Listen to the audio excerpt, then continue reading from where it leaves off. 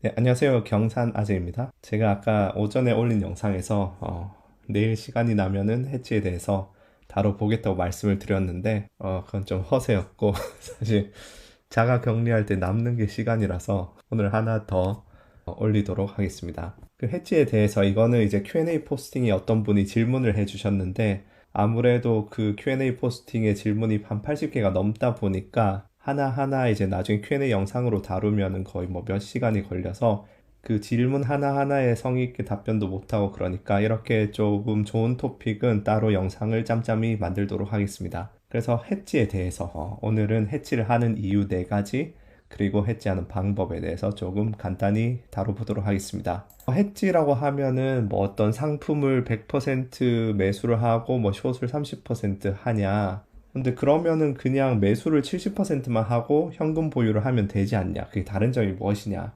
이렇게 질문하신 분도 계시고 한데 그게 맞습니다. 엄청 비슷한 상품을 숏을 30% 이렇게 하는 건 큰 의미가 없어요. 해지를 하는 이유는 보통 4가지가 있는데 첫 번째는 엣지를 격리하기 위해서, 두 번째는 어떤 특정 위험 요소 자체를 격리하기 위해서, 세 번째는 리스크 프로필을 조절하기 위해서, 네 번째는 상품 간 특성의 차이를 이용하기 위해서. 그래서 하나하나 한번 살펴보도록 하겠습니다. 엣지라는 것은 우위라는 뜻인데 통계적으로는 예를 들어서 내가 어떤 이길 확률이 52.5%인 게임이 있다면 나의 확률적인 우위는 2.5%라고 합니다. 근데 이제 투자에서의 엣지는 물론 뭐 알고리즘 매매 그런 거를 하면은 이제 통계적 의미겠지만 여기서는 그냥 내가 시장 평균에 비해서 전문성이 있는 부분이라고 해석하셔도 되겠습니다. 그래서 제가 선행편 10편에서 이 파트를 설명을 드렸었는데 어떤 삼성전자를 샀다. 그렇게 일반적으로 사람들은 삼성전자를 샀다는 행위가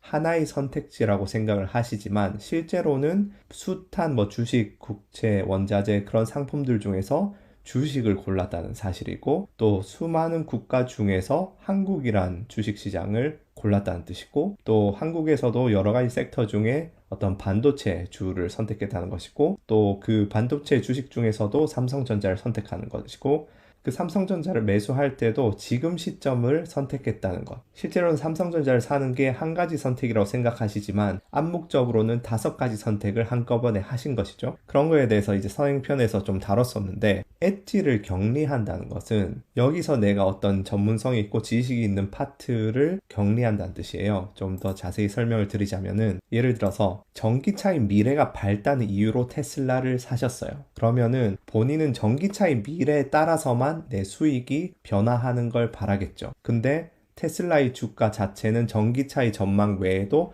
온갖 주식시장 변수에 따라서 변동을 하겠죠. 그러면은 테슬라 주식을 100만 원어치 사면서 그냥 전체 주식시장 ETF를 일정 부분 숏을 하시면은 그러니까 공매도를 하시면은 전체 주식시장 움직임에 따른 수익 변동은 어느 정도 감소를 하면서 전기차 미래 전망의 변화에서 오는 가격 변동에만 내 수익의 변동이 많이 의존하도록 그렇게 어떤 엣지를 격리시키는 거죠. 또 다른 예로 전기차 산업보다는 일론 머스크라는 CEO를 믿고 테슬라를 매입하신 경우 그러면은 전기차 산업의 등락, 주식시장의 등락에 따라서 테슬라 주식도 등락을 거듭할 건데 거기에 저는 노출되고 싶지 않잖아요. 테슬라가 다른 전기차보다 훨씬 더 월등히 잘하는 부분에 대해서만 노출이 되고 싶어요. 그러면 테슬라 주식을 100만 원어치 사면서 뭐 전기차 산업 혹은 다른 전기차 회사를 숏 혹은 공매도를 하는 거죠. 그러면 어떤 전체 주식시장이 움직일 때 그리고 전기차 산업 전체가 영향받는 이벤트가 있을 때는 제가 테슬라 주식 산 거랑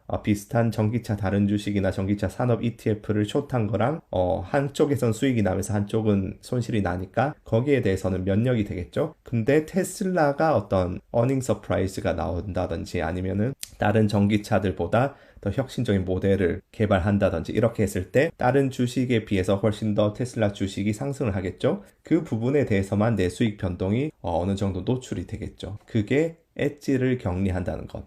아까 전에 말씀드린 이 5가지 혹은 그 이상의 어떤 내 요소들 중에서 내가 전문성이 있고 내가 바라보는 이유, 내가 이 주식에 투자를 결정한 이유, 그 파트만을 격리해서 난 내 수익이 이 파트에 의해서만 좀 변동이 됐으면 좋겠다. 그렇게 할 때 어느 정도 해지를 해서 이런 엣지를 격리할 수 있다는 것이죠. 그다음 두 번째는 비슷한 맥락인데 어떤 특정 위험, 리스크 요소를 격리하는 부분이 있습니다. 예를 들어서 미국 주식시장 전반에 장기 투자하고 싶은데 기술주 버블이 너무 심한 것 같아요. 그러면은 S&P 500 지수 ETF에 100만 원을 투자하면서 기술주 버블이 있으니까 나스닥 ETF에 일정 부분 공매도를 하는 거겠죠. 그리고 또 미국 주식시장 전반에 장기 투자하고 싶은데 인플레이션이 좀 걱정이 돼요. 그러면은 미국 주식 ETF에 100만 원을 투자하면서 인플레에 취약한 주식들을 어느 정도 공매도를 하는 거죠. 그럼 인플레가 왔을 때 이 취약한 주식들은 훨씬 더 많이 떨어지면서 내 미국 주식 ETF에 투자한 분에서 오는 손실을 어느 정도 방어를 해줄 수 있겠죠. 또 미국 주식 시장 전반에 장기 투자하고 싶은데 올여름 허리케인이 걱정된다. 그러면은 허리케인에 취약한 주식들을 공매도해도 되고. 그래서 지금 방금 말씀드린 어떤 엣지를 격리한다는 것, 그리고 특정 위험 요소를 격리한다는 것, 이런 것들을 훨씬 더 일반화하고 계량화한 것이 팩터 투자인데 사실 개인이 따라하기는 굉장히 힘들기 때문에 제가 어떤 엣지를 격리한다는 점, 특정 위험 요소를 격리한다는 점, 이런 식으로 제가 설명을 드렸어요. 그래서 실제로 활용하실 때도 그냥 이런 식으로 생각하시면서 활용을 하시면 되겠습니다. 그 다음 해지를 하는 이유 세 번째는 리스크 프로필을 조절하기 위해서예요. 한번 예를 들어 보겠습니다. 주식을 풋옵션으로 해지하는 경우, 주식시장의 특성은 오를 때는 일반적으로 점진적으로 상승하다가 내릴 때 폭락을 하죠. 풋옵션의 특성은 그 반대로 대부분의 날의 작은 손실인데 폭락장에서 큰 이익을 벌죠. 그래서 이건 순전한 가정인데 8일 동안 주식에 투자를 했어요. 그래서 매일 15를 버는데 하루는 마이너스 45 손실을 봅니다. 총 수입이 60이에요. 풋옵션의 경우에는 이렇게 주식이 상승한 날에는 계속 마이너스가 뜨다가 주식이 폭락할 때 30을 벌어요. 그래도 총 합하면 마이너스 5 정도를 잃습니다. 그러면 주식 투자를 하시면서 풋옵션으로 이거를 해지를 해본다고 가정해 봅시다. 그럼 총 수입은 줄어요. 원래 주식만 했으면 60인데 풋옵션까지 했는데 8일 동안 오히려 55밖에 못 벌었다. 그럼 풋옵션을 할 이유가 없지 않나. 근데 한번 보시면은 이렇게 둘을 합해 보시면은 10 하다가 마이너스가 나는 날 마이너스 15, 그 다음에 또 10을 벌고 이렇게 어느 정도 수익 손실 폭이 낮아지게 되겠죠. 그래서 제가 그 백인의 투자 전설 시리즈에서 샤프 지수를 서편에서 설명을 드렸었는데 어떤 투자자나 트레이더의 퍼포먼스를 평가하는데 굉장히 중요한 것은 단순한 그냥 수익률이 많이 냈냐 그게 아니고 리스크를 얼마나 최소화하면서 수익률을 많이 냈느냐이기 때문에 이렇게 그냥 수익을 많이 냈지만 큰 폭락을 겪고 막 그러면서 수익을 낸 사람보다는 그래도 꾸준히 벌면서 작은 손실을 가끔씩 입으면서 꾸준히 벌어 나간 사람이 훨씬 더 좋은 투자자라는 거죠. 그래서 주식을 풋옵션으로 해지하는 게 단순 수익률은 손해지만 어느 쪽 손익 프로필이 더 나은가를 따져보면은 결국은 하는 게 낫다. 물론 이거는 완전히 그냥 전부 다 숫자가 가정이기 때문에 풋옵션을 하는데도 풋옵션만 해서 플러스가 날 수도 있고 마이너스가 날 수도 있고 이거는 항상 이제 풋옵션이 마이너스가 나고 이런 거는 전혀 아니에요. 그리고 풋옵션을 해지하는 게 좋은 시기도 있고 나쁜 시기도 있어요. 그래서 여기서는 무조건적으로 풋옵션은 마이너스를 내지만 무조건적으로 풋옵션으로 해지하는 게 좋다 이런 뜻이 아니고 그냥 어떤 해지 개념, 여기서 리스크 프로필을 조절한다는 사실, 그걸 설명드리기 위해서 그냥 숫자를 예로 들어 드린 거고, 이런 문맥의 해지는 보험과도 비슷해요. 보험을 가입하는 것은 기대값으로는 손해를 보죠. 전체 비용을 따지면은. 그러니까 보험사가 이익을 내는 거겠죠. 우리가 손해를 보고. 근데 평소에 조금씩 비용을 지불함으로써 전체적으로는 손해긴 하지만 어떤 최악의 상황을 피하게 해주죠. 예를 들어서 홍수에 집이 떠내려가는 거에 대해서 보험을 들여놨어요. 당연히 보험 계리사들이 홍수에 떠내려갈 확률까지 다 계산해서 기대값이 보험사에 유리하도록 비용을 책정을 하겠죠. 그럼에도 우리가 보험에 가입하는 이유는 만에 하나 집이 홍수에 떠내려갔을 때의 그 모든 고통이랑 경제적인 파산 상태를 고려해 보면은 그래도 평소에 조금씩 지출하는 게 훨씬 더 이익이기 때문이겠죠. 그래서 해지는 최악의 리스크를 없애는 대신에 전반적인 수익률을 좀 낮추는 경향이 있어요. 물론 해지를 정말 잘하면은 전반적인 수익률도 타격을 안 입을 수도 있습니다. 항상 낮아지는 건 아니고 여기 그래프를 한번 보시면은 예를 들어서 나의 포트폴리오가 마이너스 몇 퍼센트를 얼마나 자주 입는지 이거를 도식화 했다고 가정을 해보면은 마이너스 3% 손실을 입는 부분들이 몇 번씩 일어난다는 뜻이죠. 그러면 헤지는 요 파트를 다 없애는 대신에 이쪽에서 조금 더 낮아지는 뭐 그런 효과가 있겠죠. 그래서 만약에 단순 수익률만 추구하는 분이시라면은 말이 안 될 수 있어도 리스크를 반영한 퍼포먼스는 헤지를 통해서 더 높일 수가 있습니다. 그게 헤지를 하는 이유 세 번째였고, 네 번째는 상품 간의 특성의 차이를 이용하기 위해서예요. 상품 간 특성을 활용하면은 헤지에서 추가적인 엣지가 발생할 수 있어요. 어떤 스프레드 매매의 개념이기도 한데, 예를 들어서 빅스 지수의 경우에는 주식시장과 일반적으로 반대로 움직이지만 그 움직이는 특성상 시장 상황에 따라 일정 레벨의 굳건한 지지가 형성이 돼요. 그래서 일반적으로 S&P 지수, 주가 지수를 매수를 하면서 빅스 지수를 똑같이 이제 롱 포지션을 잡으면은 주식 하락장이 왔을 때는 주식에서는 손실이 나는 것을 빅스가 치솟으면서 이익으로 상쇄가 되겠죠. 그런데 주식 상승장에서는 빅스가 하락을 하겠지만 그 굳건한 지지, 바닥에 가까이 오면은 주식은 계속 상승하더라도 빅스에서 오는 손실은 제한적이 되는 거죠. 그러면서 주식에서 오는 이익을 완전히 상쇄하지는 않는 거죠. 근데 그렇다고 해서 그러면 빅스 지수로 해지하는 거 너무 좋은 거 아니냐? 항상 빅스 지수를 사놔야 되냐? 그건 또 아니에요. 제가 방금처럼 말씀을 드리면 굉장히 빅스 지수가 이제 좋은 상품 같지만 빅스가 사실 굉장히 난이도가 높은 영역에 속해요. 예를 들어서 지난주와 같이 주식시장이 이제 하락을 할 때는 이렇게 치솟았다가 목금에 살짝 그 하락의 일부만 복구했는데도 빅스는 급격하게 원점으로 되돌아가기도 합니다. 그래서 하락장이 왔을 때 제대로 된 타이밍에 나오지 않으면은 아직 주식에서 온 손실은 복구가 안 됐는데 빅스에서 벌었던 수익은 급격히 날아갈 수가 있어요. 그래서 언제나 무조건적으로 빅스를 통한 헤지가 우위를 주는 것도 아니고 요령과 경험이 필요하다. 그래서 추후에 어떤 실전 고급편에서 이런 부분들은 더 자세히 다뤄보도록 하겠습니다. 그래서 또 이제 빅스 말고도 상품 간의 특성을 통해서 헤지에서 추가적인 엣지를 얻어가는 것을 예를 한번 들어보면은 지금 인플레에 대한 위험을 헤지할 경우 주식시장을 매수하면서 인플레가 오면 폭락을 할 장기 채권 등을 숏을 하는 거죠. 이게 듀레이션 개념이라고 하는데 채권 만기가 장기일수록 인플레에 취약해요.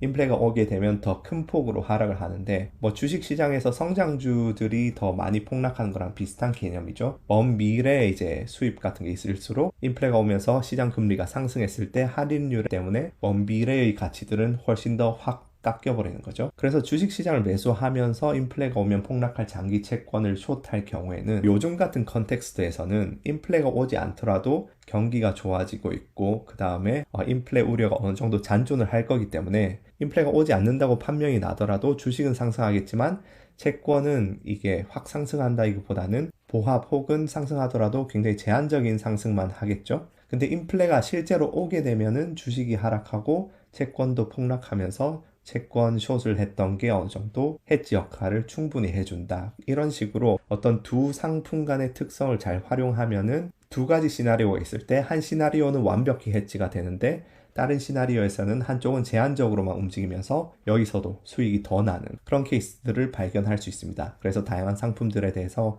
공부를 하다 보면은 이런 추가적인 엣지를 가져갈 수 있다. 그래서 오늘 헤지를 하는 이유 4가지에 대해서 굉장히 간단하게 한번 다뤄봤습니다. 엣지를 격리하기 위해서, 특정 위험 요소를 격리하기 위해서, 리스크 프로필을 조절하기 위해서, 그리고 상품 간 특성의 차이를 이용하기 위해서. 그래서 개인이 헤지하는 방법은 아까 말씀드린 그런 이유에 따라서 천차만별이겠지만 일반적으로 어떤 개별 주식들을 매수하는 투자자의 경우를 예로 들어서 하나의 방법들을 조금 제시해 드리자면은 먼저 전체 주식시장이 위험하다 생각하실 때는 주가지수 ETF를 공매도 하거나 인버스를 매수하시면 되겠죠. 그러면 본인의 어떤 애플이나 테슬라 주식 등이 전체 주식시장에 대한 위험에서 살짝은 면역이 되겠죠. 물론 어느 정도 비율로 공매도 하느냐 그것은 본인이 얼마나 위험하다 생각하는지에 따라 달라져야겠죠. 그 다음 이제 해당 주식이 동종업계 주식에 대해서 차별점이 있다고 생각할 때 그러면 동종업계 주식을 공매도 하면은 그 차별점에 대해서만 내 수익이 변동을 하겠죠. 그 다음에 향후 주식시장의 변동성이 커질 것으로 예상될 때